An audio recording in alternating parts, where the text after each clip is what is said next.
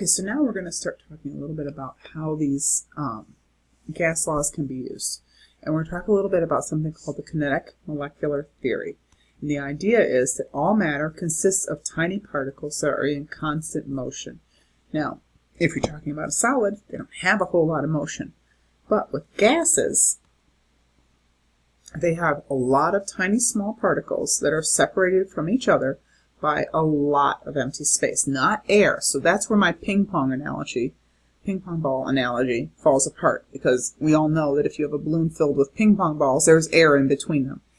With a gas, in between the gas, there is nothing. It's not air, it's empty space. And that's why gases can be compressed, because there's nothing between them. You can squish them closer and closer and closer, and they will get closer and closer and closer. You're messing with the temperature, you're messing with the pressure, but you can compress gases. You can't do that to solids. Okay? So the volume of the gas particle itself is really, really small compared to the volume that the gas takes up. Okay, so if you actually looked at one of my little ping pong balls and you compared it to the area it fills up inside that balloon, that this volume of this little particle is so small compared to this area that we might as well consider the volume of it to be zero. It's flat. It doesn't take up any space. It's a point mass. Something. It just doesn't have a whole lot of space. The other thing that we're going to assume about these gases is that they don't exert any intermolecular attractive forces on each other. Those would be your hydrogen bonding, dipole, ionic forces that hold things together. Because when we have our little gas particles, they're zipping around past each other, and if they have attractive forces, they might stick together, at which point they're no longer a gas, because gases are separated from each other. So we're going to pretend that they don't attract each other. So what they have is they have particles that are in constant random motion. They do not attract each other, and the volume that they have is really, really, really, really small. So the particles move in a straight line until they collide, and then they bounce right off. Collisions are elastic, which means they don't lose any energy. And again, let's remember, temperature is related to kinetic energy. That's all it is. It's not how much heat they have. It's how much kinetic energy they have. The higher the temperature, the more kinetic energy they have. Remember back to that simulation we did with the little guy in the scuba tank, right? I know some of you guys are playing with the temperature on that thing until you blew the lid right off the top of the container, because you give it so much kinetic energy because you're heating it up. You're giving it higher and higher temperatures. So properties of an ideal gas, they have the characteristics of the Kinetic-Molecular Theory. In other words, they don't attract each other, and they have zero volume, the particles themselves. Now we know this is not true. Okay? If you compress a gas small enough, and you think back to the sim, the little guy in the scuba tank, you got to the point where he couldn't squish it anymore. It couldn't squish flat because those particles take up space. They're not two-dimensional. They're three-dimensional, and they take up space. But the little scuba guy tried and tried and tried, and you get to a point where you can't. But we're going to assume that ideal gases, you could completely go flat.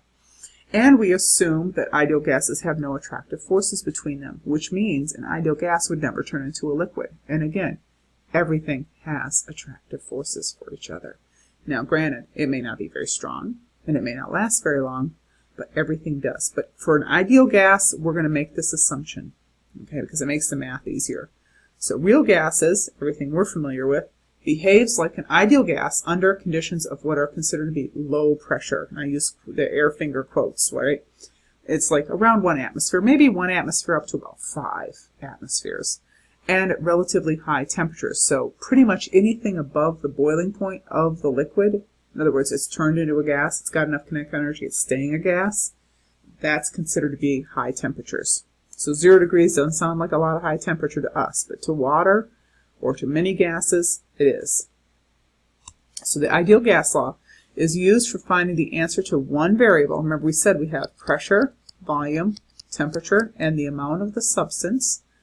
And so it's under only one set of conditions. You're not changing the conditions under this. And this is the ideal gas law, and it's sometimes called Pervner. PV equals nRT. Everything is being multiplied. Okay. P is the pressure, V is the volume, N is the moles, R is something called the ideal gas constant. It has these funny units. I don't want you to worry about the units. I'm going to show you what they do. But it's just got those funny units. I'll give them to you. You don't have to memorize them. Okay. You do, however, have to pay attention to units for pressure, volume, temperature, and moles. You have to pay attention to that. Volume must be in liters. Cannot be in milliliters or anything else. Pressure must be in atmospheres if you're going to use that value for R. There are other values for R, but why would we mess around with that? And temperature, again, must be in kelvins. And N is moles. Okay? It can't be grams. So, let's talk a little bit how this works. So what is the volume of 17.3 grams of nitrogen gas? Remember, nitrogen is one of those diatomic Brinkelhoffs at 0.956 atmosphere at 25 degrees Celsius. So notice, nothing's changing. There are no changing conditions. Nothing's changing. It's all the same. So all we're going to do is P, V, N, R, and T. That's the only variables we're going to put in. So the pressure is 0.956 atmospheres. The volume is unknown, but it's going to be in liters because our units have to work. 17.3 grams will not stay grams. You have to change it into moles. So nitrogen weighs 28. And you get 0.618 moles. R is a constant, 0.08206. And then I'll talk about the units in a minute. And temperature is 25 plus 273. Like I said, do yourself a favor, automatically change it into kelvins. So now, when I set it into Pivnert, here's the equation. 0.956 times X, P times V, equals N, which has to be moles, okay, times 0.08206 R times the temperature, okay. Now, in terms of the units, if I was to write it in there with the units in there, here's what it'd look like. And I'm going to show you why it has the units it does. So, the pressure is 0.956 atmospheres times X equals 0.618 moles. R's value is 0.08206, and the units it has is liters, atmospheres over moles, kelvins. And then I'm going to multiply by the temperature, 298 Kelvin. So in terms of the units, if I have kelvins on the bottom and I'm multiplying by kelvins, kelvins cancels out. Moles cancels out. So when I multiply that right side of the equation,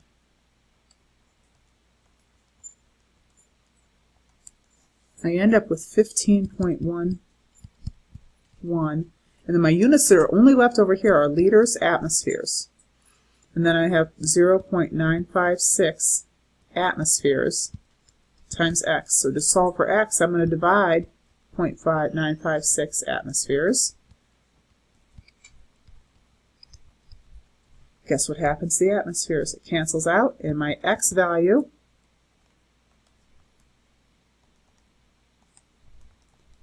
is 15.8, and the only unit left is liters, which makes sense since we're solving for volume. That's the only reason it has the units it has, in order to make the equation work. You don't have to write it down. You don't have to show me how it cancels out. You just have to recognize that that's the only purpose of those units. It's just there to make all the other units cancel out. So here's what I'm looking for in terms of my answer. Okay, so go ahead, take a minute, set this one up, see if you can solve it. Again, keep in mind that your units have to be certain things, because R is measured in terms of liters, atmospheres, moles, kelvins. Everything that you use in your units in Pivnert has to match one of the units in here. Okay? So pressure is 97.3 kPa. Volume is 135 liters. N is 252 grams. Change from grams into moles. And it's carbon dioxide. R is 0.08206. Temperature in this case is the unknown, but it will be in kelvins since I'm using a gas law. So I want to look at the units. Moles, 252 divided by 44, 5.73. So that matches my unit for moles. Temperature in kelvins matches my unit for temperature. Liters matches my unit for volume. kPa, on the other hand, does not match atmospheres. So before I use this equation, I'm going to have to change that 1 mole into atmospheres.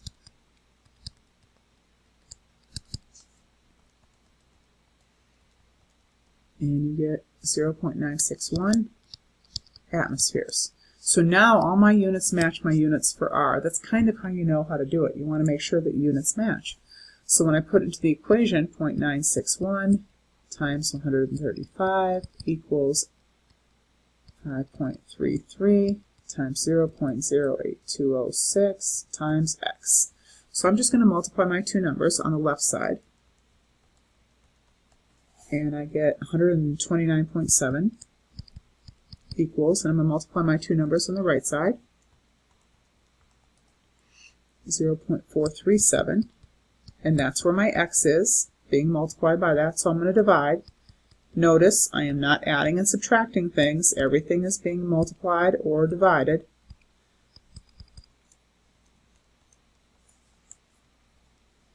And I get 297. And in this case, it is kelvins, and it says just temperature, so it's good. You don't have to go any further than that. It's all done. Okay. Now, go ahead and try this one. Again, pay attention to what your units are for various different things. Recognize what you're solving for. So P, V, N, R, and T.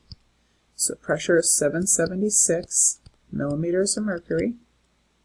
Volume is 47.2 liters. R is 0.08206. And temperature is 86 plus 273. And you get 359 kelvins. So I must be solving for this. But when I'm solving for this, let's think back to what our units for R are. Liters, atmospheres, over moles, kelvins. Well, I've got the liters. This needs to be into atmospheres.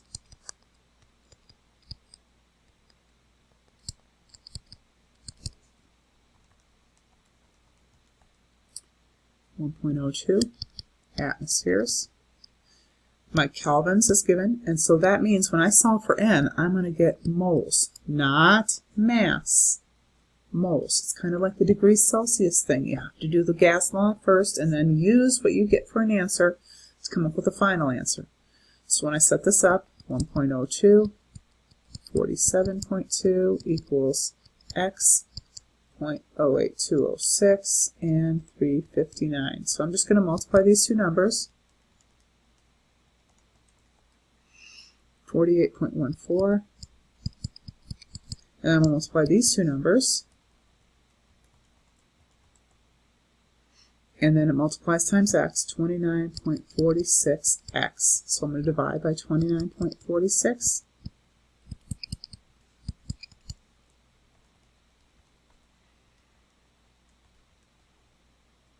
And I get 1.63. Now let's keep in mind, that was moles. They are looking for mass. That means you're going to take it one more step. 1 mole. Helium is 4 grams. And you get 6.54 grams of helium. So pay attention to units. Units tell you a lot in these kinds of problems. Okay? All right. Now, here's a special thing. We're going to kind of lead into this. What is the volume of 1 mole of any gas? And it doesn't matter what it is, since I'm already telling you it's in moles. If I said grams, you'd have to know what it was. So if I put in P equals 1 atmosphere, V equals X, and it'll be liters. N is 1.00. R is still our R value. And T is 273 Kelvin. So if I plug that into Pivnert, 1 times X equals 1 times 0.08206 times 273. X ends up being 22.4 liters. This is an important number because it's a constant. It refers to what's called 1 mole of any gas at STP. STP is standard temperature and pressure, and it has two values. Okay, it is 0 degrees Celsius and 1 atmosphere. All right, 273 Kelvin and 760 millimeters of mercury. But it is still comes down to that. And so STP is a shortcut. They'll say, what's the volume of a gas at STP? Okay, well, STP, you need to know what that means. It stands for 0 degrees Celsius, 1 atmosphere. So at STP, 1 mole of any gas has a volume of 22.4 liters. So we're going to definitely be doing stuff with that when we start doing stoichiometry. It's referred to as standard molar volume, and it can be used like any other conversion as long as it's at STP. And when we do stoichiometry, you will see that. So what is the volume of 28 grams of N2 at STP? So there's a couple of ways you could do it. PBNRT. So N is 28 grams. Nitrogen happens to weigh that much. You get 1 mole. R is 0.08206. Temperature is 273 because that's what standard temperature and pressure stands for. 1 atmosphere. And X liters. So if I plug this in, I've got 1. X equals 1.08206 and 273. And you will get X equals 22.4. Okay, so that's one way to do it. Now let me show you a faster way. So if I were to say, all right, I'm going to use it as a conversion. 28 grams N2, 1 mole of N2 is 28 grams. That comes right off the periodic table. Grams cancels out. And then because it is at STP, 1 mole of any gas at STP is 22.4 liters. Moles cancels out, and guess what? You get the exact same answer. Okay, now let me do it with a different problem. Okay, so 70 grams of argon, grams on the bottom, 1 mole on top. Look it up, it weighs 40. Okay, 1 mole of any gas, as long as it's at STP, is 22.4 liters. So it's a little bit, 22.4 is a shortcut Pivnert. Literally, that's what it is. It's a shortcut Pivnert as long as it's at STP. If it's not at STP, you can't use it. You have to use Pivnert. Okay, but all your units cancel, and you can do this as long as it's at STP. You can do this. That conversion will work every time.